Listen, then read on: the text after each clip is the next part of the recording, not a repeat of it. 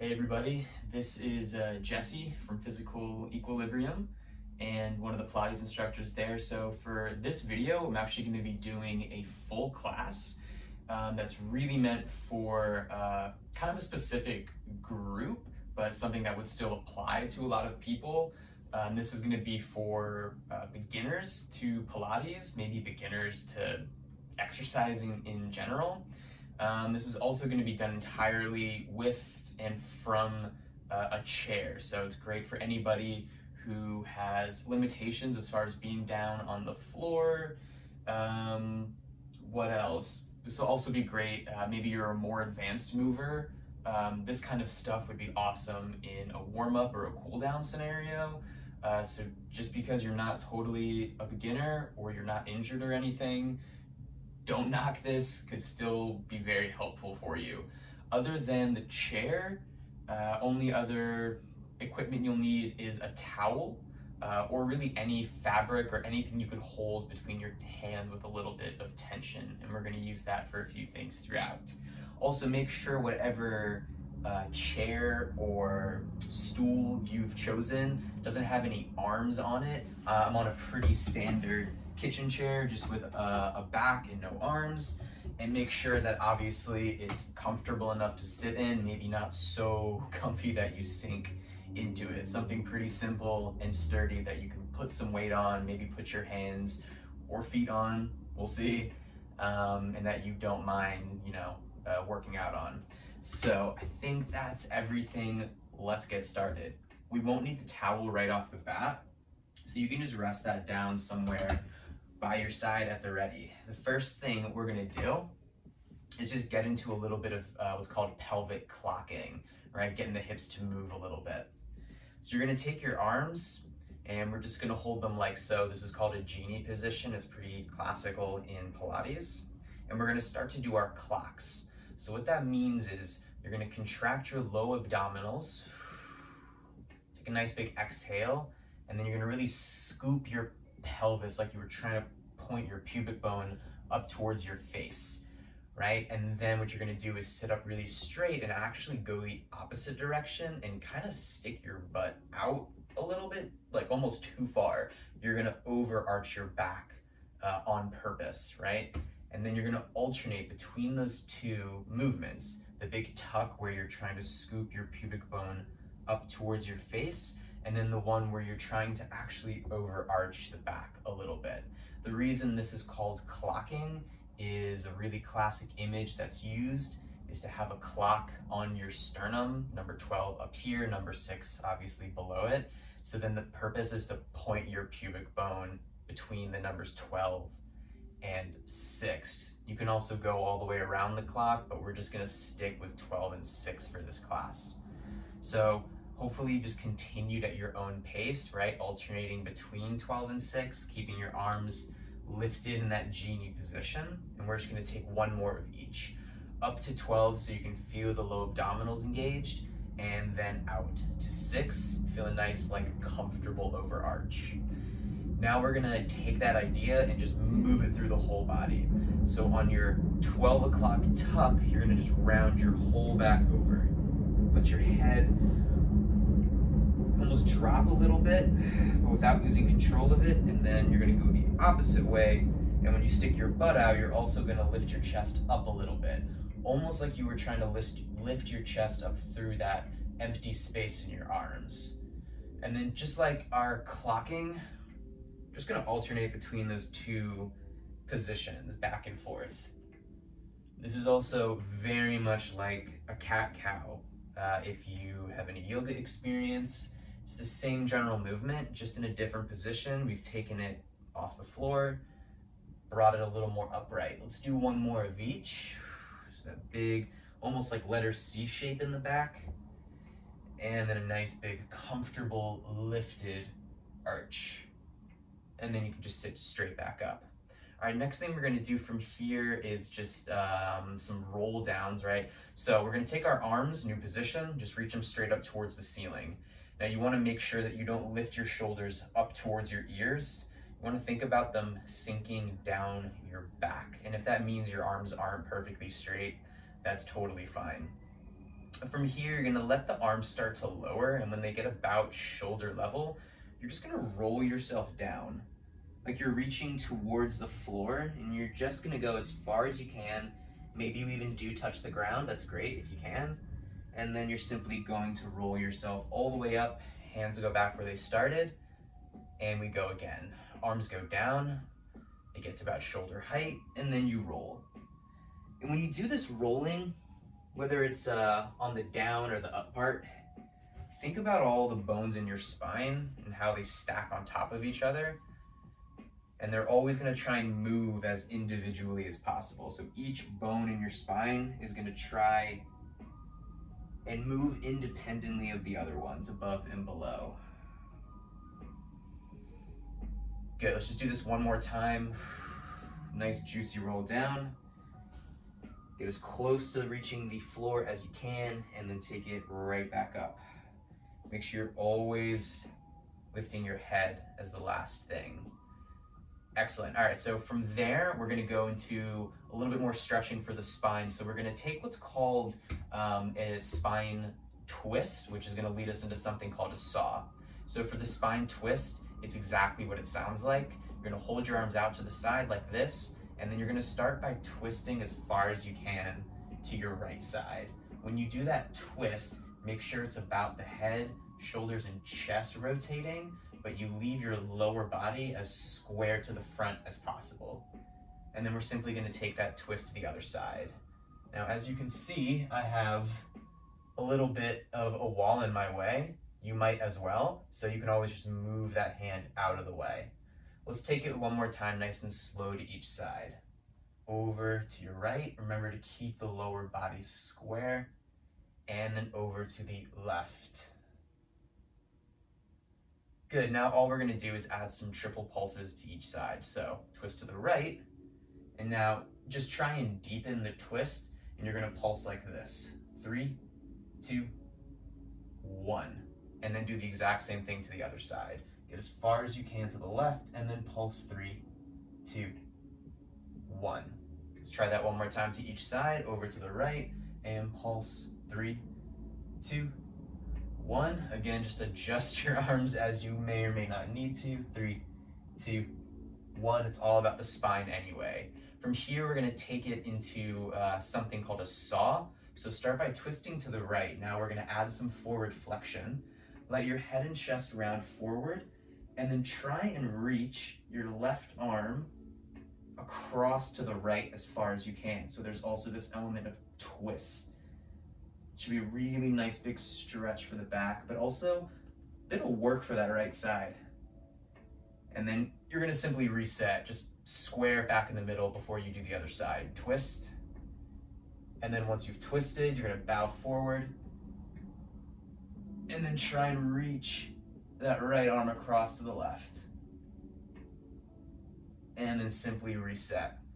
One more time, slow to each side again. So we twist to the right, bow the head and chest forward, reach the arm across, and then reset. One more time to the left, twist, bow forward, reach the arm across. Make sure you keep breathing. Now let's do a set with those triple pulses. So twist to the right, bow forward, reach across, and then try and get a little deeper and pulse. 3, 2, 1.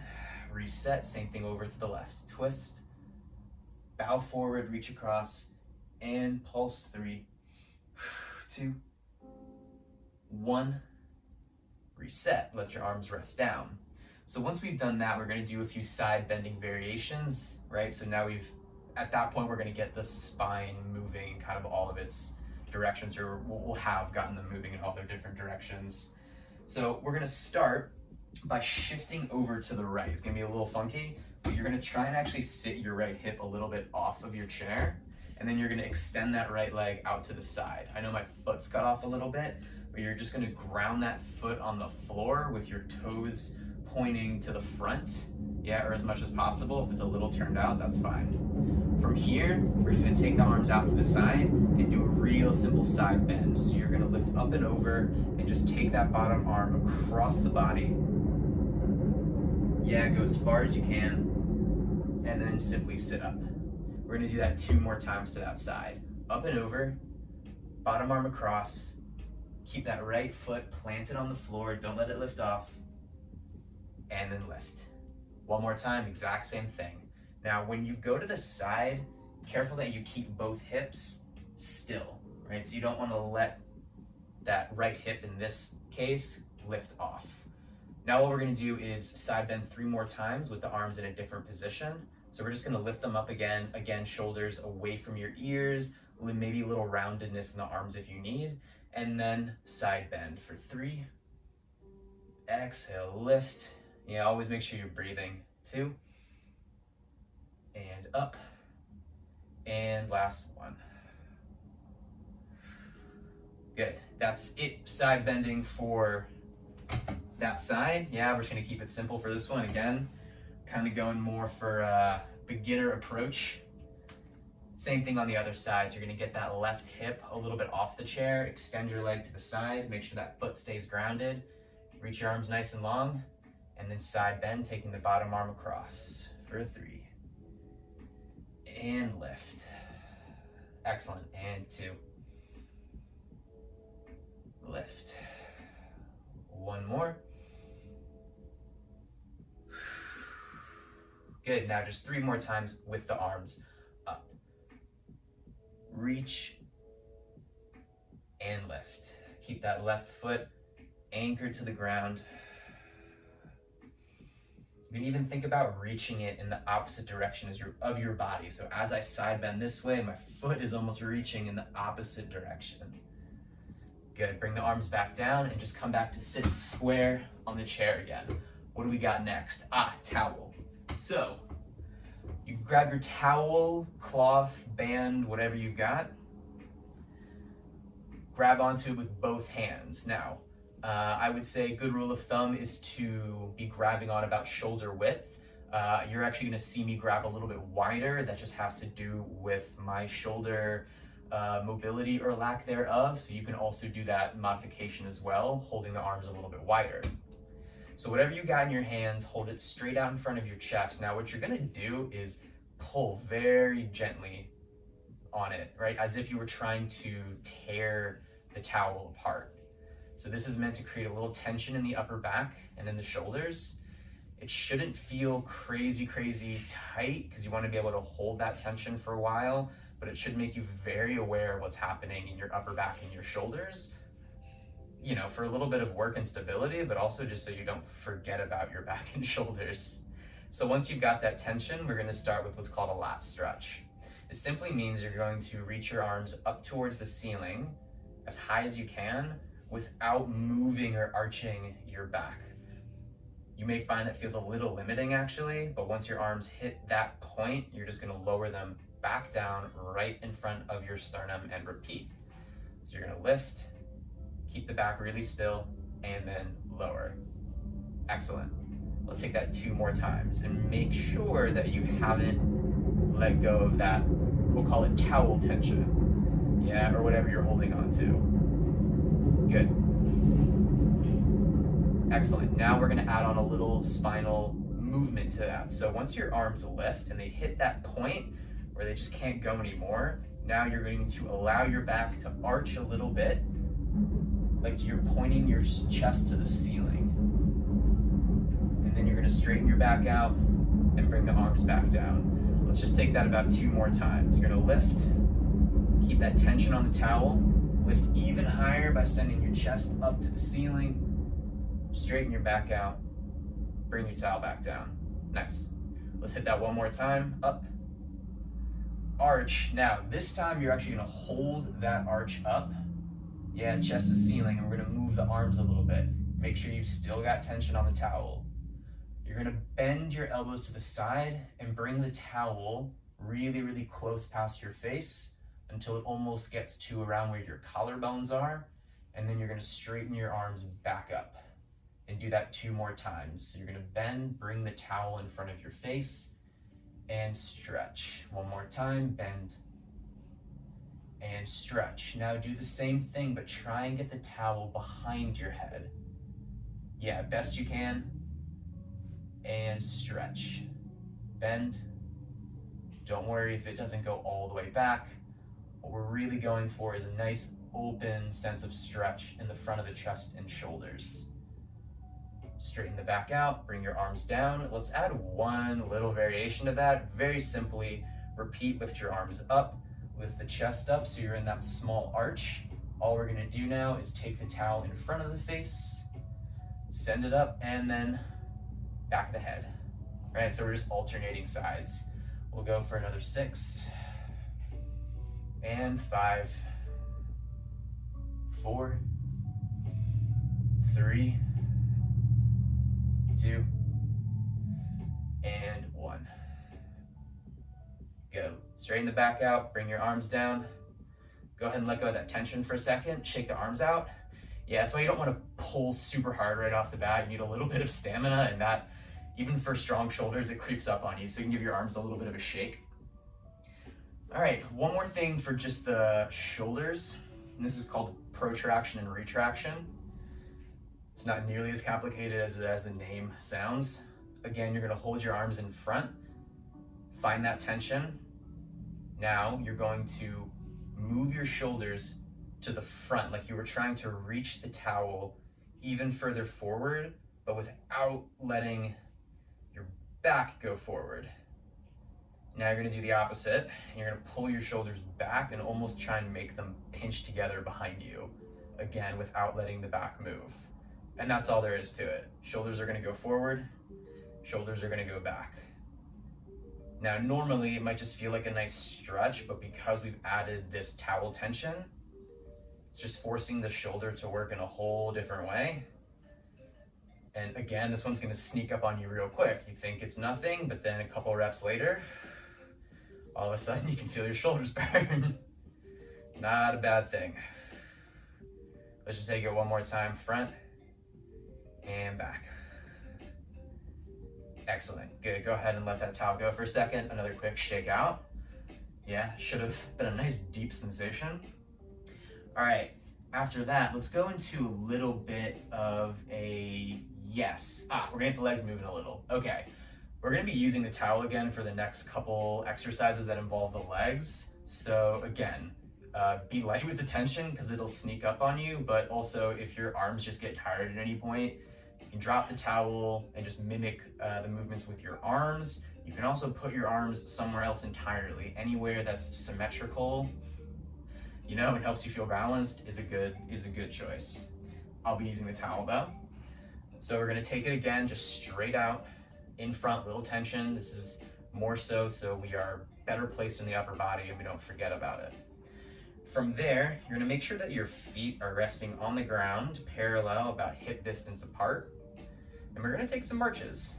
What that means is, you're just gonna lift your knee up. Boom, get that foot off the floor and almost like you're trying to touch your knee to the towel and then put it down. So pretty standard hip flexion. You're gonna lift the knee, get it as close to the towel as you can, and then put it down. And then you're gonna alternate sides. So there's a lot going on in this, despite the fact that it looks super simple.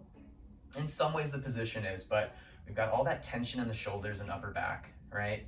Now we've got this hip flexion going, so you should really feel your hip flexors, your psoas in particular, working to lift the leg. And then loads of abdominal stability, right? You gotta keep that core sort of hugging in tight towards your spine. Should almost feel like there's a corset like inside of you that's just tightening a little bit, and that's gonna help you balance. Good, let's go ahead and add the arms in a little bit. So all we're gonna do is lift the arms up, very much like our lat stretch, get them as high as you can without splaying the ribs forward. And then as you lift your knee, you're gonna bring the towel back down in front of your sternum. And then alternate. Arms are gonna go up as the foot goes down, and then arms are gonna go down as the next foot comes up. So we're just alternating. The towel goes up and down at the same time that the foot goes down, and then switching up on the next side. Exactly. Let's go for 4 and 3, 2 and 1. Excellent. Now, towel's gonna go back in front of the chest and we're gonna start doing some hinging. Keep a hold of the tension if you can. Although, I don't know, I'm starting to feel it, so we'll see how long I hold on to my towel. Now what we're gonna do is some hinging. So you're gonna keep your back as straight up as you can, and you're simply gonna lean back. Now, ideally, you can lean back as far as you want, but at a certain point, your back might kind of tap the chair, and that's great. That's like a nice indicator you've gone far enough, and then you can sit back up. Again, back stays straight. You're gonna take it back. Maybe your upper back taps the chair, maybe it doesn't matter. And lift. All that really matters is you're going far enough back that you feel some of that abdominal engagement, and that you keep the back really straight. Good, we're gonna do one more and then just add one extra thing onto it.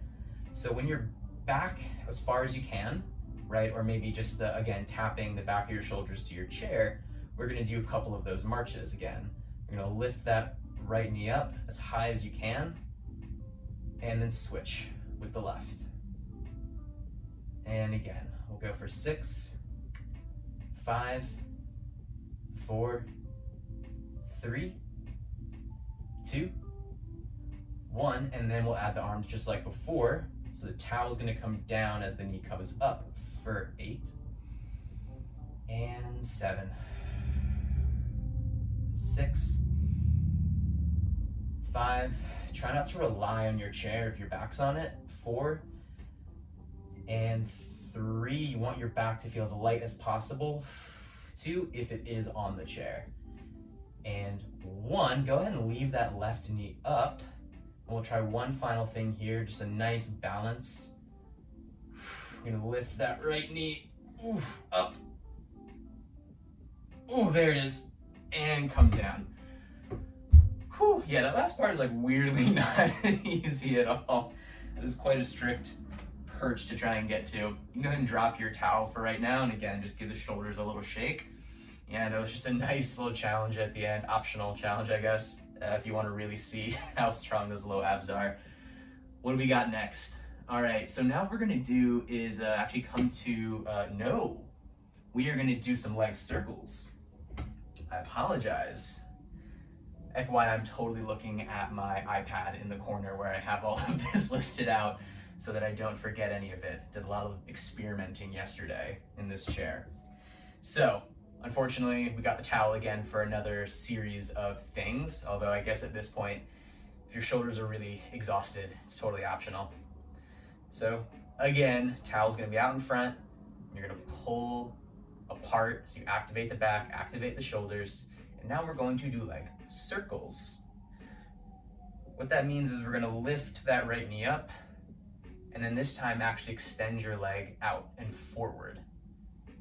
Perfect. Now, we're just gonna make circles like the name suggests. You're gonna take your leg a little bit across your midline, let it dip down slightly, and then you're gonna take it a little out to the side and around, right? You're making a circle. And we'll go for 3, and 2, and 1. Now let's just reverse the same leg immediately and go 4, and 3, 2, and 1. Just bring the leg back to the center before you put it down and do the other side. Left knee lifts, stretch your leg out and forward, and then we circle. Start by going in, take the leg down, out, and up, and then another 3, and 2, and 1, and then reverse. 4, and 3, good. 2, and 1. Make sure you center the leg, bring the foot down, and now finally, you drop the towel down. I promise we're done with it. Now we're going to transition to do some standing work, because what's the point of all of this spinal stability and mobility if it's not going to help us stand up a little taller, a little better, a little stronger? So you're going to actually stand up now. I'm going to turn my chair so I'm still oriented in a good place to the camera.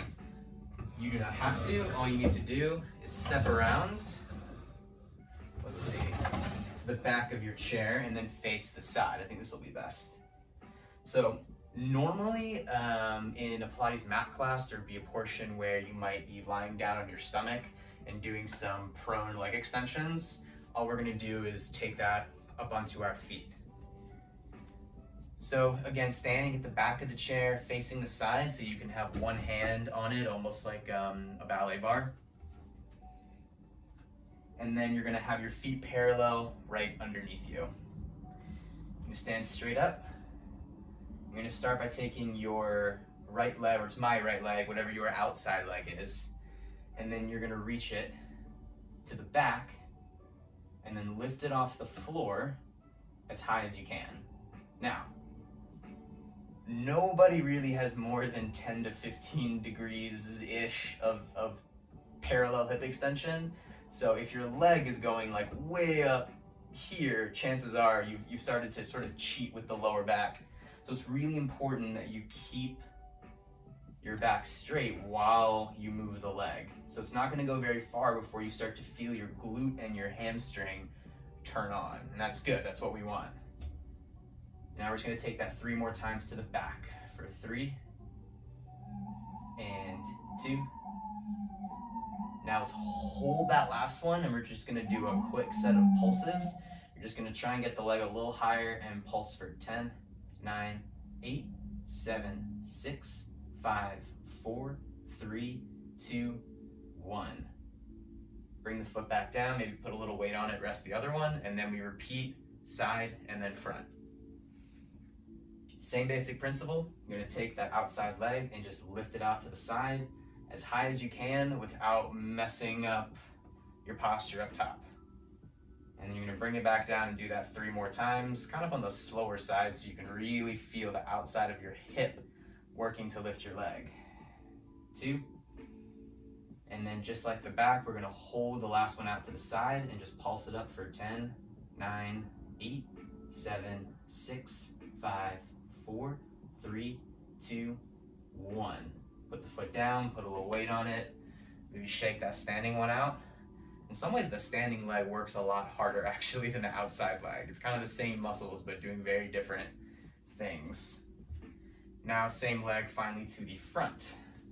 Most people will find that they have the biggest range of motion to the front, but don't get super carried away again. It's all about keeping the back nice and straight as your leg moves, not necessarily about getting your foot up to your face. And for our last one, you're gonna hold the leg up and just pulse it a little higher for 10, 9, 8, 7, 6, 5, 4, 3, 2, 1. Bring the foot down, shake out the standing one. And we're gonna finish out this leg with some rond de jambes, which is just circling your leg basically, but with all that, balance and posture in mind. So take that outside leg, we're gonna start again to the back, and then keeping your leg parallel, you're just gonna make a big circle around to the front. And then again for 3 and 2 and 1. And then we'll just go ahead and reverse it right away. Take it to the front first and circle around to the back. 4 and 3, 2 and 1. Rest the foot down. That'll conclude the right side. Just gotta turn around, do it all over again. Now you know it's coming, it'll go by way faster. Starting with that outside leg again, just gonna isolate to the back. And we'll go back for 4 and 3. Remember that leg's not gonna go very far to the back. 2. Hold it up, pulse it out. 10, 9, 8, 7, 6, 5, 4, 3, 2, 1. Put a little weight on it. And then straighten to the side. We lift for 4. Now make sure that your leg stays parallel to the side. It's very tempting to turn it out like a ballet dancer. It's just not what we're going for with this, so we're gonna stay parallel to the side. And pulse. 9, 8, 7, 6, 5, 4, 3, 2, and 1.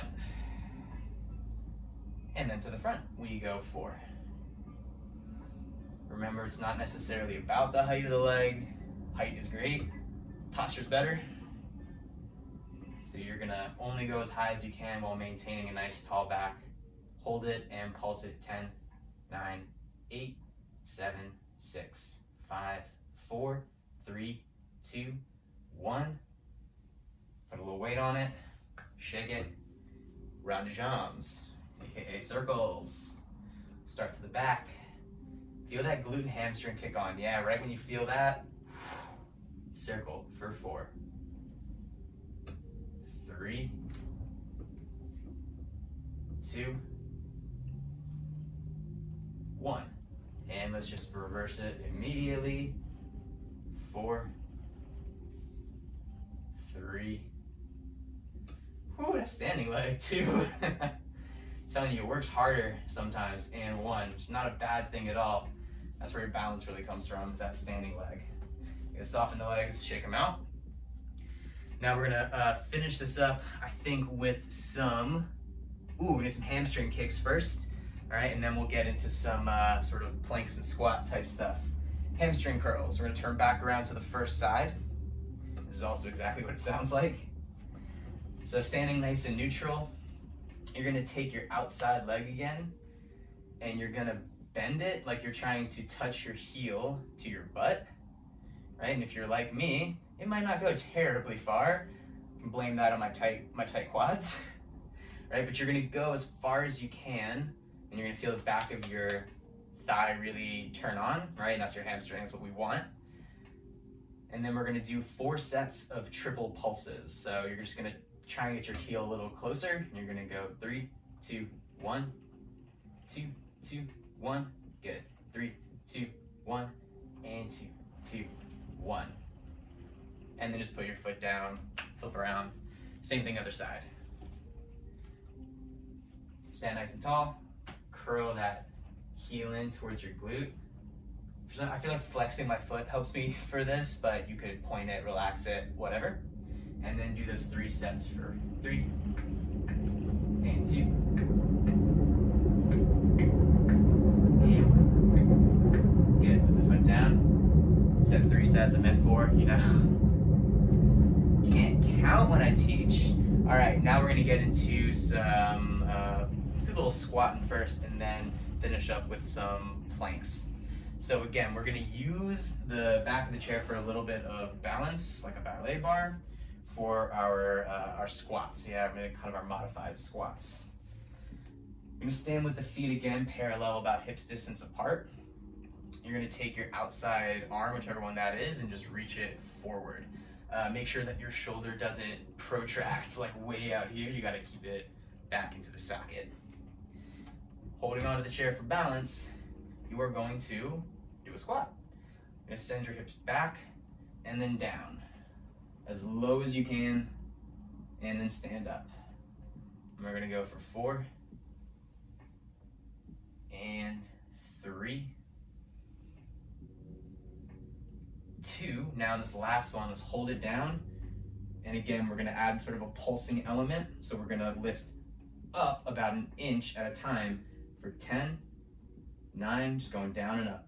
8, 7, 6, 5, 4, 3, 2, and then stand all the way up. Now I'm going to do the same pattern, but with a slightly different leg position, more traditional squat. You're going to step your feet a little bit wider than your hips and shoulders, and then you're going to turn your feet and legs out about 1/3 of the way. Again, we're not going for like a ballerina turnout where everything's, way out to the side. It's very slight. And then we'll do the same pattern, same position with the outside arm. Send your hips back and down for 4, and 3, 2. Last one, we'll hold it down and then pulse the hips up for 10, 9, 8, 7, 6, 5, 4, 3, 2, and 1. Perfect. You can step the feet in. We'll do a couple calf raises on this side and then flip around and repeat it. I know it doesn't feel like it needs a second side, but just slightly asymmetrical still, so we got to do it. Last thing on this side though is just a few calf raises. Again, chair for balance. You could also just face the back of your chair to put both hands on it if that's more secure. We're gonna have the same position for the feet, parallel, hips distance apart. When you place that outside hand really anywhere that feels sort of balanced for you. Could just be by your side, and then you're gonna lift your heels up as high as you can. And then down. You wanna try and make your body go straight up as much as possible. There's a huge tendency to really shift forward and try and do a calf raise. But as much as you can, even if it means using the chair more, you wanna just send the body straight up. Good, let's do one more lift. And we'll also take a set of pulses here. So the heels are just gonna go down and up about an inch in each direction. We'll go 10, 9, 8, 7, 6, 5, 4, 3, 2, 1. Get the heels down. Shake it out. Turn around. Again, I know like the legs didn't do anything asymmetrical, but the upper body was technically asymmetrical, so we got to do it. And frankly, extra squats are never a bad thing. Starting again, parallel, hip distance apart. Take that outside arm reach in front. And then you're gonna sit your hips back and as far down as you can. For 4, and 3, 2, last one, stay down, pulse it out, 10, 9, 8, 7, 6, 5, 4, 3, 2, stand all the way up. And then second position, it's the more traditional squat one, feet a little wider, a little bit of turnout, no ballerina rotation.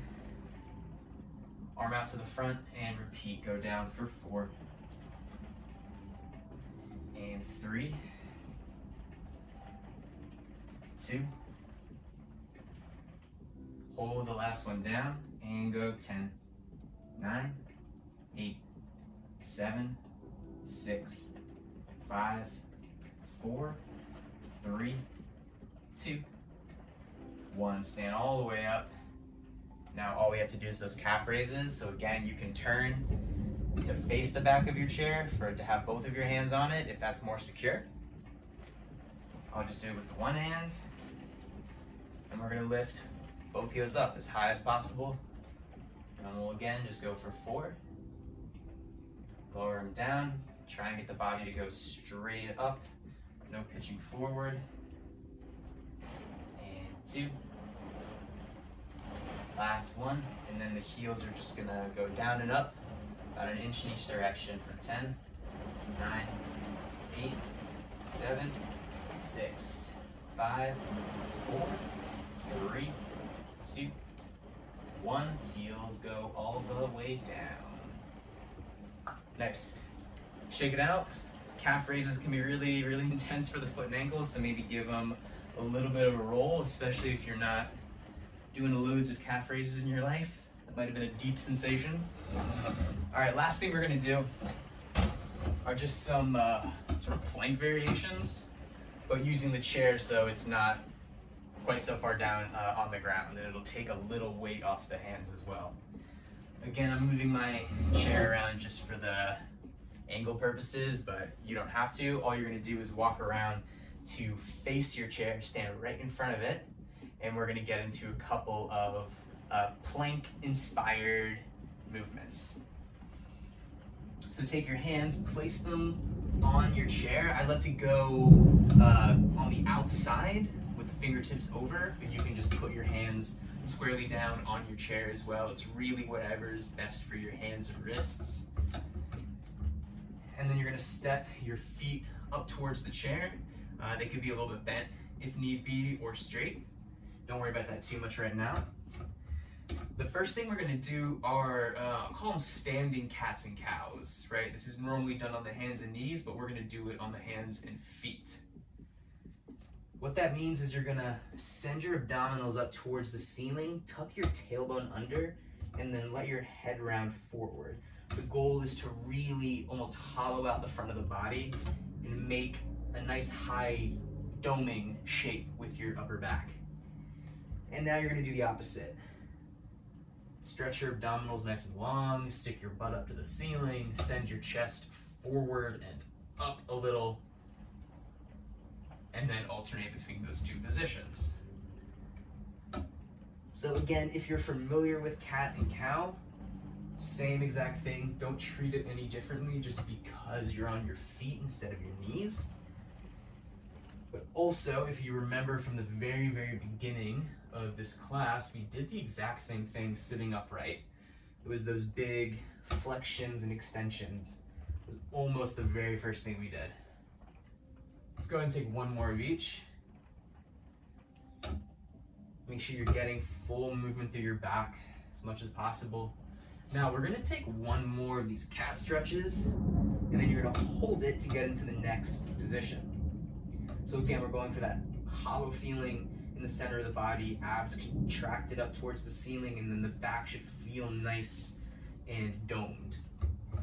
Now, you're gonna put a little bit of extra weight in the hands, and then you're slowly gonna step your feet back, which will force your back to straighten out as well until you get to this modified plank. It's really the same exact thing as a plank.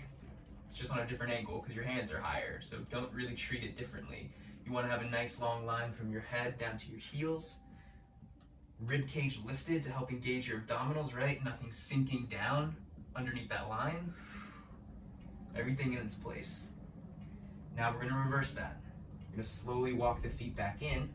As you do that, contract your abdominals up so you come back to that nice high cat stretch. And again, walk the feet out. As your feet go out, back's gonna have to straighten. You're gonna stop when you feel like your body's in a nice long diagonal with your abdominals engaging up towards your back, and then you're gonna walk it back in. Nice big high dome in the back. Let's go 2 more times. Step it out. And step it in. If having your head down like this is disorienting or just otherwise uncomfortable, you can do the same thing with a flat back. In fact, I'll show that once. You're just going to keep the back nice and long. It's not going to move too much. It's going to change angle slightly. But otherwise, it's all about, again, just stepping the feet back and in, so you're moving in and out of your plank. That way you're only holding weight on the hands pretty briefly. Step it back in. Good. We're going to do one more. I'm going to go back to that original cat version, just because I love the way it feels. And walk it in. All right, this is it. This is going to be sort of our grand finale here. Before we start to do a few stretches, you're going to start by going back out to your plank. This is the only one you're going to have to hold a little bit longer. Good. Now, you could just hold this plank, or you could lift one leg off the ground. Balance for a second. Now kind of see how that changes the way your muscles have to work, even though most of the body didn't really change shape. And then try the other side. Lift the leg and balance.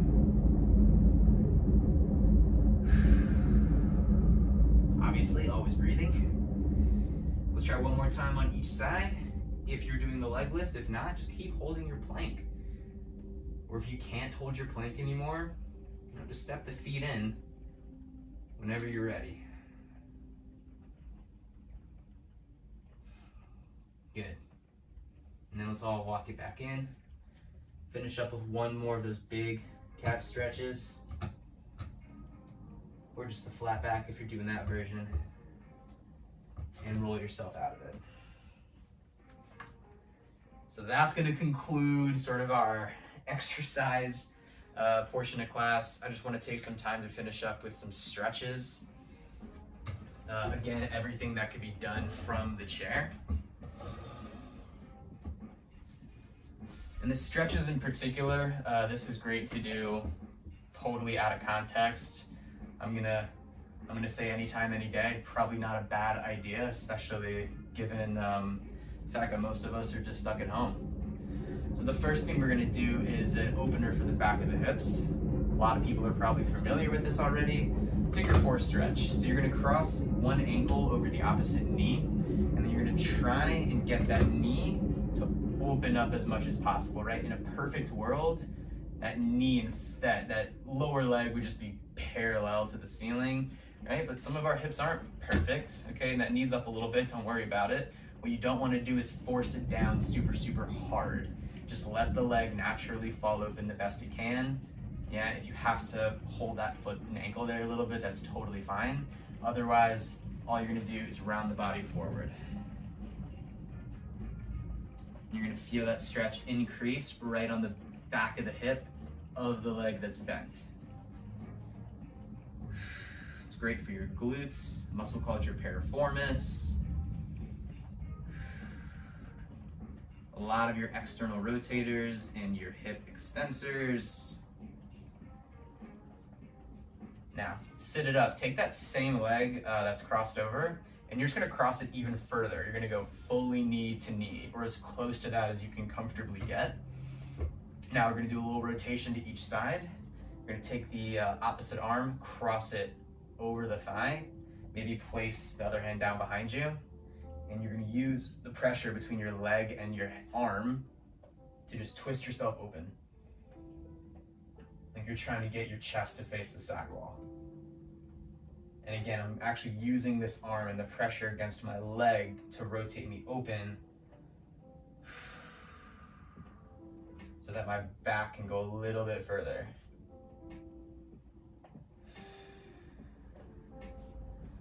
And then we'll repeat those same stretches to the other side. Switch legs, start with the ankle over your knee, so you're in that figure 4 position. And you might notice one side is really different than the other. I mean, if you were watching my other leg, that knee was much higher than this one. This hip is just a little more open for me. I can almost kind of get it down to that more ideal position. We're not worried about that, just worried about finding the stretch. And then let your body go forward. Again, this is all about opening up the back of the hip. You want to relax into it as much as possible in a stretch like this. This shouldn't feel like a tremendous struggle, so if you just need to back off the range a little bit, all that matters is that you feel the stretch where you're supposed to, not necessarily how far you go. Yeah, how far you go comes with time.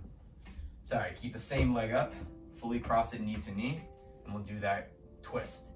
Opposite arm over the leg, create a little bit of pressure there. Other hand behind you and twist.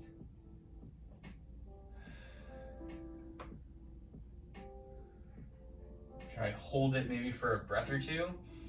Sometimes the muscles need a second to get the hint that they have to stretch.